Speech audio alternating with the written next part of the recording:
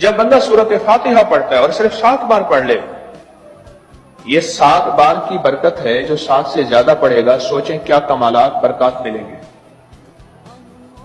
جو سورت فاتحہ پڑھتا ہے 7 بار پڑھ لے، 7 بار، زمین کی بلائیں نیچے چلی جاتی ہیں، خزانے اوپر آ جاتے ہیں۔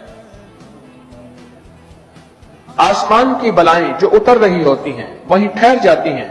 نور، رحمت، برکت، راحت، خوشیاں، خوشحالیاں، عزتیں، دولتیں، خیریں، خوشیاں اور نعمتیں، یہ چیزیں اللہ کے خزانہ غیب سے نیچے آ جاتی ہیں، اور یہ سورت فاتحہ عذاب کو وہیں روک لیتے ہیں۔ جب اللہ کی ذات کے ساتھ تعلق بندے کا بن جاتا ہے، پھر اللہ غیب سے مدد فرماتے ہیں۔ ایک درویش تھے صوفی عبداللہ صاحب رحمۃ اللہ علیہ،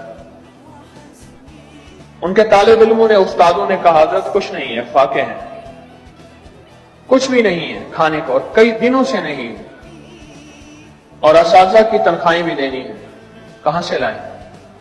حضرت کچھ نہیں۔ اچھا، فرمایا مجھے 3 دن دے دو، اور بیٹھے اور سورت فاتحہ پڑھنے لگے، اور جو اللہ سے کے خزانوں سے گڑ گڑا کے سورت فاتحہ پڑھی۔